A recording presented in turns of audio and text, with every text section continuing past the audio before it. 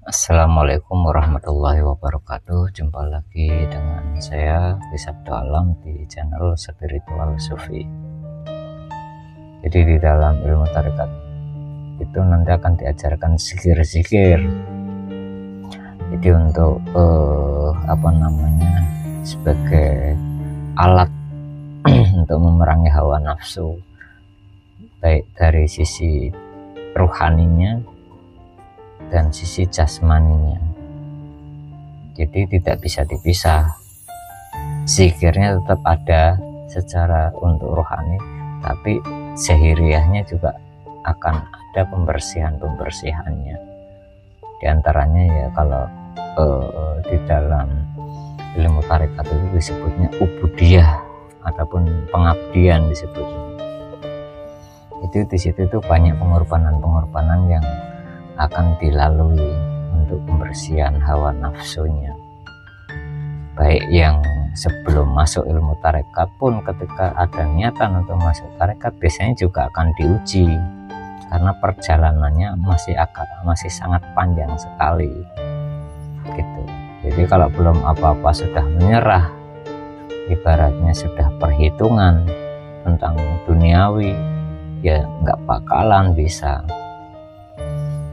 Kalau orang yang ingin menuju Tuhan tapi tidak mau berkorban, mustahil.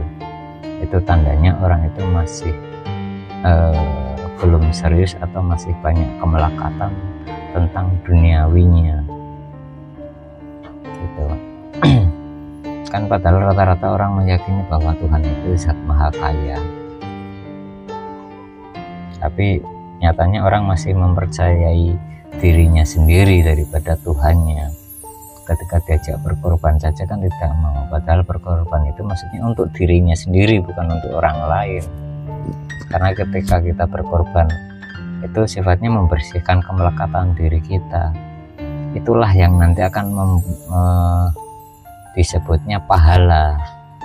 Nah, pahala di sini jangan disamakan dengan pahala di ilmu syariat ya.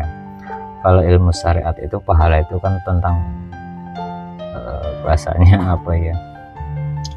Ya istilah perhitungan yang sifatnya duniawi begitu. Entah mendapatkan emas 2 gunung, umpamanya kan gitu. Nah, di dalam ilmu hakikat itu yang dimaksud pahala itu bukan itu, tapi nur atau cahaya Tuhan sendiri. Jadi semakin terang kolbunya. Kenapa? Karena di dalam kolbunya yang awalnya sudah hitam legam ataupun gelap, itu ketika manusianya mau melepaskan kemelekatan duniawinya, akhirnya kegelapannya itu akan lepas menjadi terang, dan itu terus akan bertambah dengan berjalannya waktu selama manusia itu mau mengabdi kepada Tuhannya. Dan namanya pengabdian itu pasti akan ada banyak pengorbanan. Jadi tidak semudah itu mendekat kepada Tuhan, tapi kita masih senang dengan ataupun malah memupuk hawa nafsu kita. Jadi itu mustahil. Makanya yang masuk di dalam golongan ataupun masuk dalam surga Tuhan, surga Allah itu hanya minimal itu di golongan nafsul mutmainnah ataupun jiwa-jiwa yang tenang.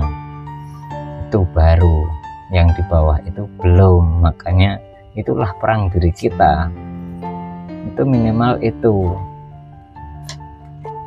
Nah, kalau kita kemelekatan duniawinya saja masih tinggi, masih mudah tersinggung, kalau kita nggak dibersihkan, mustahil kita akan menemukan nafsul mutmainnah disebut gitu. Jadi harus sampai kepada sudah tidak ada rasa disebutnya, mau baik mau buruk, itu yang harus kita capai minimal di nafsul mutmainnah. Jadi tidak semata-mata hanya di angan-angan terus kita sudah mencapai di tahap itu, belum. Prosesnya panjang, karena kita pasti akan menghadapi ujian-ujian di dalam perjalanannya. Baik, sementara itu dulu yang bisa saya sampaikan. Terima kasih kepada seluruh saudaraku dimanapun berada.